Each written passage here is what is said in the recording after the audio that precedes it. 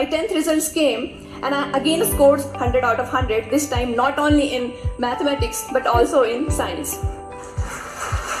And my percentage were good enough to place me on the state merit list. Well, I became a pseudo celebrity of my village. I was in news for quite a week, and the newspaper interviewer came to me and he started to ask me questions. How you did this, this is a great achievement and all. And at last he asked one question. Surabhi, what do you want to become when you grow up? What is your career choice? Well, I was not knowing what a career is. All I was knowing that, okay, I'm good at dancing, so I can be a dancer. I can be a singer too. I can paint also. But a career, I told him, sir, I cannot recall anything. I cannot answer this question to you. He said, come on, you have to answer this. You have got a place in merit list. Suddenly, a word flashed in my mind out of nowhere, and I said, I want to be a collector. Well, he got the headline for the next day, and I was damned. Next day, the news came, collector banna chahti hai Surabhi. This news changed, course of everything for me after that. Everyone was coming to my home with sweets to my parents, and they were saying that Gautam ji, aapki ladki kuch acha karegi. I was enjoying all that limelight, but I was not knowing how to be a collector, what a collector is, and how important he is for society. Well, I went into 11th, I took mathematics, and I forgot about all these things. Yeah, I wanted to correct something that was wrong in my village, that was wrong with my education, that was wrong with the situation of my village, that there was no electricity, there was no proper hospital. So I wanted those things to be on right place, but through collector or not through it, I was not clear. Well, I passed 12th and I got APJ Abdul Kalam scholarship for securing maximum marks in science stream. So again, one more pseudo celebrity status, and with all this status, I came to this big city of Bhopal in this very college and took admission for Bachelor of Engineering. This decision of my parents to send me from the village to a big city for higher education was a big decision, because I was the first girl from my village to go out and study. So it was not only I who was studying here, it was the whole village along with me. If I will come back, the hopes of all other girls, the door for all other girls will close automatically. So I had to perform here anyhow. Well, the first day of my college was the worst day of my college, to be frank, because what happened when I entered the college, there was chemistry lab that was going on. I entered the class and ma'am was taking lab. She asked me, okay, you go and do titration. Titration. In my village, there was no lab. I do not know the meaning of titration in Hindi. So I was standing there blank. Again, I looked at ma'am. She asked me, go there and pick up the test tube. First time in my life, I had seen the test tube, and I took that and it broke. And I was like, oh my God, what I have done. Anyhow, I was hiding behind something so that ma'am should not notice me. And I passed 1 hour. Then the next class, engineering physics. Introductions were going on and everyone was standing and fluently answering, giving their introduction in English, and I was freezing in my seat that when my turn will come, what am I supposed to do? What will I say? I do not know English at all. I am from a Hindi medium school. How will I introduce myself? I was just stealing words from everyone's introduction, and anyhow I jotted down the words and gave my introduction, and I thought, okay, this has passed. But the sir was not patient enough. He asked me one more question. He asked me, okay, tell me the definition of potential. Okay, the basic question of physics. I have got APJ Abdul Kalam scholarship for scoring maximum marks in physics, PCM. But I had to answer this in English. And I cannot frame a sentence, a single sentence in English. So I just stood there and I kept mum. Teacher came to me and he said, have you really completed your 12th? Have you really passed it?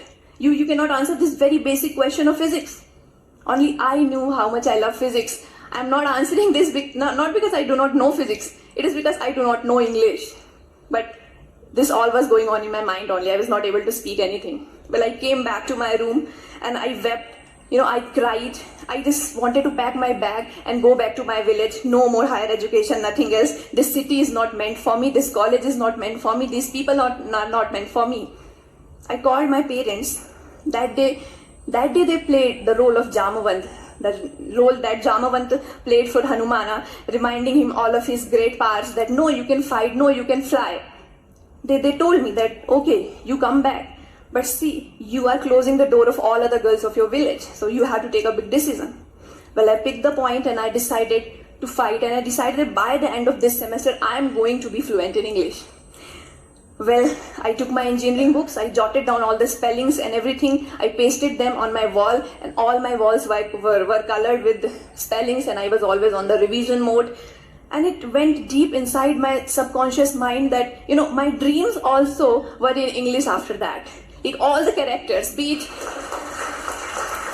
And in first semester, I topped not only my college, but I topped the whole university, and I got Chancellor Scholarship for that.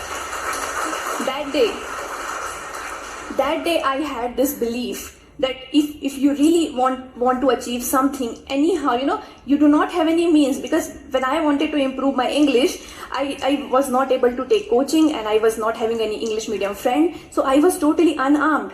But I do not know how the universe conspired, and I finally was able to give a TED talk even in this platform.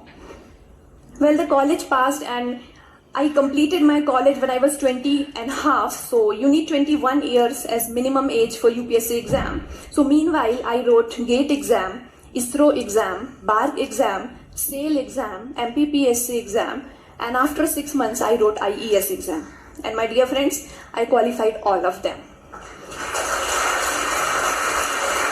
When the first call letter that I got, that was from Bhabha Atomic Research Center, Department of Atomic Energy, Mumbai. So I was very excited. Okay, I'm going to give this highly, touted as one of the most toughest interview of India. So I was about to appear in that interview. I consulted some of my seniors about how it can be, how should I prepare for it. All I got was negative feedback. See, Surabhi, in whole of our life, we have never seen anybody qualifying that interview. Okay, you want to go to Mumbai for fun, then go, but don't have this expectation that you are going to do anything there. Well, all this negativity, I appeared in interview, and I was the first scientist to whom I was knowing is a scientist in my life. So I qualified that interview, and I shifted to Mumbai, and I became a nuclear scientist. Well, I wrote IES exam meanwhile, and it takes 1 year for the results to come. After 1 year, the result came, and I was AIR 1, not from any IIT, not from any NIT. I was from UIT, and I topped the exam.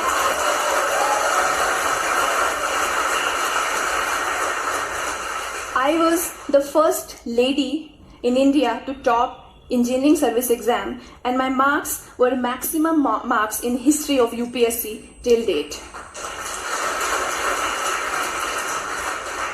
So finally, after becoming a Sarkari officer, I resigned from BARC and I joined Indian Railways through engineering service, and I went to Sikandrabad for railways training. I was getting salary, there is no financial problem. I was getting respect from society, so I did not to study anymore, no hard work, so all party was waiting for me, and I was very excited. Okay, life is now going to be a smooth ride, no more hard work, no more sacrifices and all, I have done enough. Well, I joined railways and I was thinking to enjoy, I was trying hard to enjoy and be happy, but I was not happy. And I was not knowing what is wrong with all these things. So I called my mother and I asked her, why is it happening with me? Why I'm not enjoying all this? She said me, do you remember your 10th class interview? Have you ever read that piece of paper again that you said you want to be something or you want to do something for your village and all those things? Was this struggle was only for a Sarkari job or a good salary, or was something for something else also? Well, I really recalled and I read this interview again, and I don't know how many times in my life I've read it, and I decided to prepare for civil service examination. Well, this examination, I want to say, is one of the toughest exam in not only India but of world. 11 lakh aspirant appear for this, and mostly it takes 4 or 5 attempts for them to clear. Students in Delhi, if you will go there and see, they are giving their 24 hours every day and preparing for this exam. And I was doing the job of railways, was deciding to prepare for this exam. I was hardly getting 3 or 4 hours from my training to prepare for this exam. I could not take leave in training also. So the decision was going to be very tough decision for me. But with all those things, I decided to go ahead and I started my preparation. I was mostly on train roaming for railway training. So I bought a tab and I downloaded all the things. So I started reading online. I read in mobile. I read in my tab, and I was mostly on stealing mode. I was stealing minutes from hours. And sometime I felt frustrated. I felt like giving up. Again I called my mom. She was a continuous mentor for me. So I called her. I said, see, even after becoming a sarkari afsar, I have to do again all these things. Life is so miserable for me. I was never enjoying when I was a child, and today also when I'm an officer, I'm not enjoying. I'm only doing studies, and I don't know where it is going to lead. Am I going to qualify it or not? I'm not sure, but still I'm again studying all the time. She said me one thing. See, you are 23. When I was 23, I had 3 childs.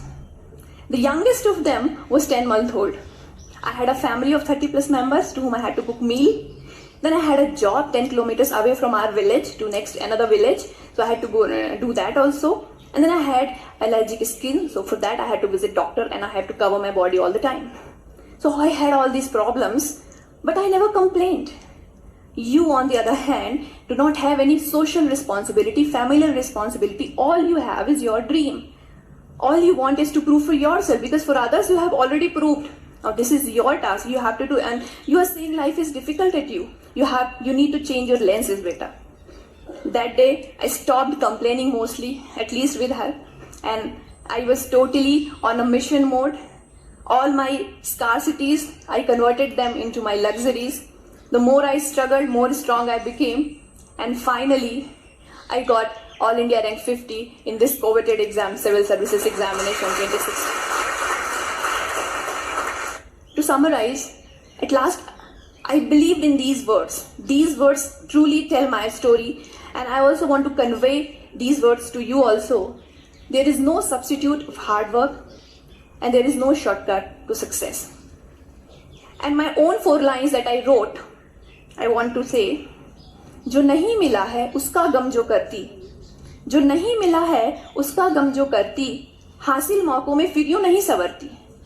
किस्मत से लड़कर पाना भी तो जिद है, किस्मत से लड़कर पाना भी तो जिद है, ये बातें मुझ में फिर यूं नहीं उभरती। मुझको भी गम होता था ना मिलने का, लेकिन खुद से ही वादा था चलने का। मुझको भी गम होता था ना मिलने का, लेकिन खुद से ही वादा था चलने का। कदमों ने जितना नापा उतना कम है, कदमों ने जितना नापा उतना कम है, यही रहस्य है मंजिल से मिलने का, यही रहस्य मंजिल से मिलने का।